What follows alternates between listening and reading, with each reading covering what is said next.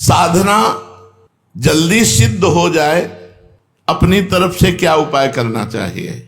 भगवान का दृढ़ भरोसा, दृढ़ आश्रय। साधना सिद्ध होने का उपाय, सब दोषों से मुक्त होने का उपाय, भगवान का दृढ़ भरोसा। हम वही मुंह की खाते हैं जहां भगवान की आज्ञा का उल्लंघन करते हैं, शास्त्र आज्ञा का उल्लंघन करते हैं। पक्का समझ लो, गुरुदेव भगवान कहते थे चाहे 24 घंटा भजन कर लो, अगर 1 मिनट भी आज्ञा का उल्लंघन करोगे तो 24 घंटे के भजन का आनंद अनुभव नहीं कर पाओगे। बिल्कुल ठीक रकील पे चले, जो रकील खींच दी गई वैसे लकीर का फकीर। फकीर कौन? जो लकीर का फकीर, जो गुरु ने लकीर खींच दी कि इस पे चलना है, बस इधर नहीं इधर नहीं। राई के सम चलत ही हो तो और की ओर, राई भर पैर उतार दिए लकीर से तो फकीरी में अंतर आ जाएगा।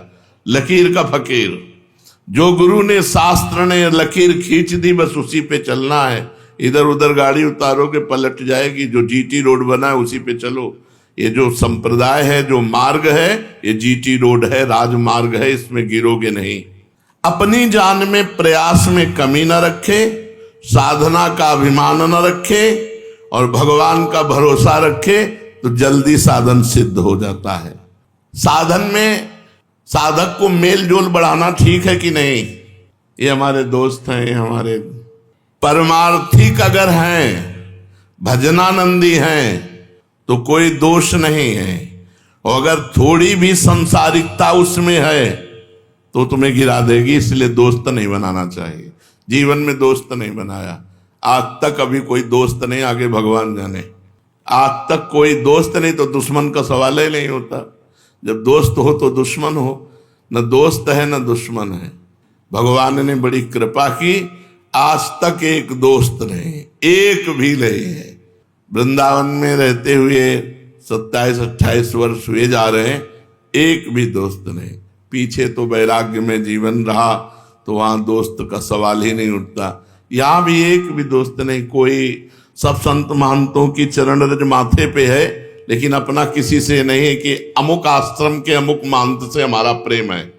सबसे प्रेम है, सबकी चरण रज वंदना है, लेकिन अपनी दोस्ती किसी से नहीं है। परमार्थ में, साधन मार्ग में मेल जोल बिल्कुल ठीक नहीं है। मेल जोल में धोखा हो जाएगा। जमुना बाई ये जुगल घाट पे रहती थी।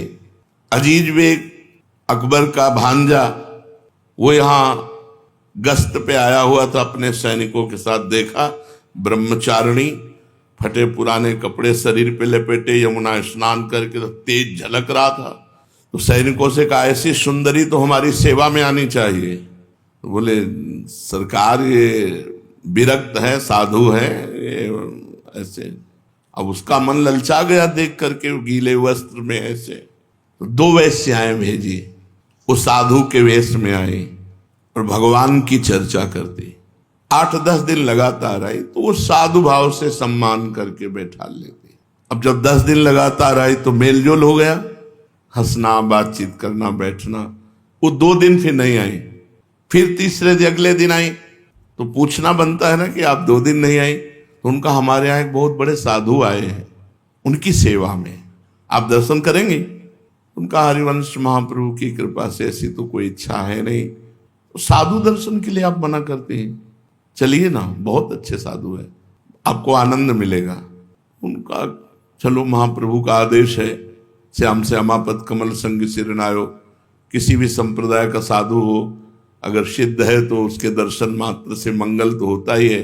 चलो, मेल जोल पहुंचा दिया हवेली में। जो देखा हवेली, तो उनका हवेली कहाँ, संत आए तो उनको लगा संत को क्या हवेली और क्या फुटपाथ, मान लो कोई धनी मानी बुला के ले आया होगा। तो जब हवेली में अंदर गए तो बाहर से वैश्याओं ने दरवाजा बंद कर देखा उस अकबर के भांजे को, वो काम की दृष्टि से व्याकुल।